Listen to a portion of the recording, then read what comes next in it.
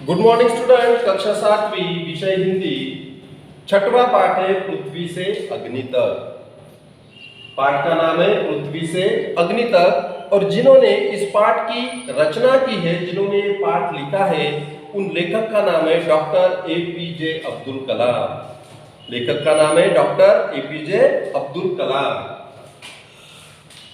Doctor APJ Abdul Kalam, इनका जन्म 15 अक्टूबर 1931 तमिलनाडु में रामेश्वरम में इनका जन्म हुआ था। और इनकी मृत्यु 27 जुलाई 2015 को इनकी मृत्यु हुई थी। अग्नि की उड़ान, छुआ आसमान, ये इनकी रचनाएं हैं। इन्होंने लिखा है अग्नि की उड़ान और छुआ आसमान। डॉक्टर अब्दुल कलाम जी ने राष्ट्रपति पद को विभूषित किया है। हमारे भारत के राष्ट्रपति भी ये रह चुके हैं। कौन? Doctor APJ Abdul Kalam.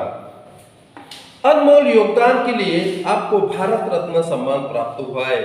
जो भारत देश के लिए उन्होंने जो योगदान दिया है, भारत को जिस बुलंदी पे उन्होंने पहुंचाया है, इस कार्य के लिए उनका भारत रत्न पुरस्कार देकर उनका सम्मान भी किया गया है।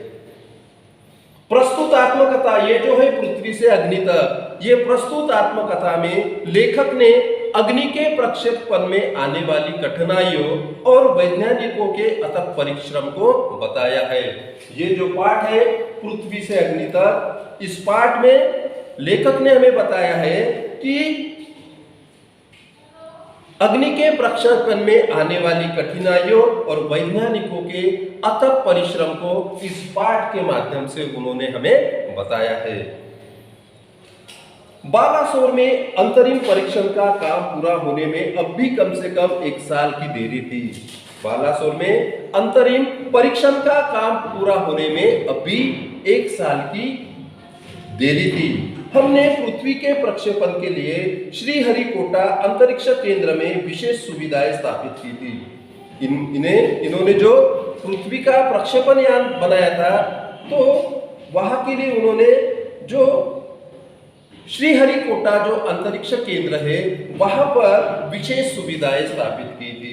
उसमें एक लॉन्च पैड, ब्लॉक हाउस, नियंत्रण उपकरण तथा चलित दूरमिति केंद्र शामिल थे। ये वहां की सुविधाएं थी। कौन सी सुविधाएं? एक लॉन्च पैड, ब्लॉक हाउस, नियंत्रण उपकरण तथा चलित दूरमिति केंद्र भी उस उपकरणों में शामिल थे। पृथ्वी उपग्रह को 25 फरवरी 1988 को सुबह 11:23 पर छोड़ा गया। जो पृथ्वी का जो उपग्रह इन्होंने जो बनाया था, वो पृथ्वी उपग्रह को 25 फरवरी 1988 को सुबह 11:23 पर छोड़ा गया। यह देश के रॉकेट विज्ञान के इतिहास में एक युगांतकारी घटना थी। जब उसे छोड़ा गया, वो देश के रॉकेट विज्ञान के इतिहास में एक युगांतकारी यानी युग परिवर्तक घटना थी।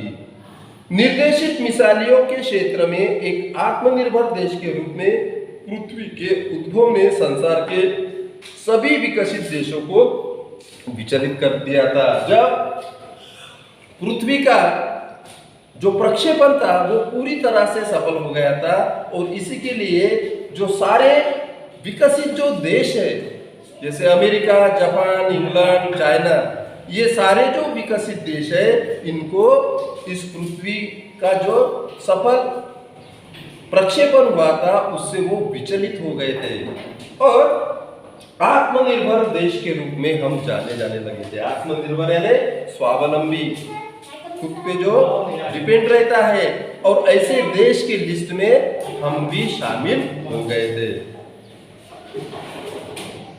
सामर्थ्यशील नागरिक, अंतरिक्ष उद्योग और व्यवहार्य मिसाइल आधारित सुरक्षा प्रणालियों ने भारत को चुनिंदा राष्ट्रों के समूह में पहुंचा दिया था। और पृथ्वी का जो सफल प्रक्षेपण हुआ, उसके वजह से जो चुनिंदा राष्ट्र है, जो बड़े बड़े राष्ट्र है, जो विकसित राष्ट्र है, ऐसे देशों के लिस्ट में हमारे भारत देश का भी नाम जोड़ा गया था। लेकिन क्या एक पृथ्वी ही पर्याप्त होगा? ये डॉक्टर एपीजे अब्दुल कलाम सोच रहे हैं कि सिर्फ पृथ्वी का हमारे यहाँ पर सफल प्रक्षेपण हुआ है, लेकिन इस पृथ्वी के भरोसे पे हम बाकी देशों की कंपटीशन में नहीं उतर सकते हैं। और क्या 4-5 मिसाइल प्रणालियों का स्वदेशी विकास हमें पर्याप्त रूप से ताकतवर बना पाएगा? जो हमारे पास जो 4-5 मिसाइल हमने विकसित की है, उसके भरोसे पे हम ताकतवर नहीं बन सकते। उसी समय अग्नि को एक टेक्नोलॉजी प्रदर्शन परियोजना के रूप में विकसित किया जा रहा था। उसी समय अग्नि का जो प्रक्षेपण था, उसका भी कार्य बड़े जोरों शोरों के साथ चालू था। देश के भीतर उपलब्ध समस्त संसाधनों को दांव पर लगाकर यही एक उत्तर था। जब अग्नि का कार्य चालू था, है ना, अग्नि मिसाइल का जब काम चालू था, तब क्या हुआ था? देश के सारे संसाधनों को दांव पर लगा दिया गया था। क्या के लिए? अग्नि का सफल प्रक्षेपण हमें करना था, और इसीलिए देश के भीतर उपलब्ध सभी समस्त संसाधनों को दांव पर लगाया गया था। तो इस पार्ट का आगे का जो पार्ट है हम अगले तासिका में लेंगे। ठीक है, आपको क्या करना है? ये पार्ट 2 या 3 बार आपको पढ़ना है।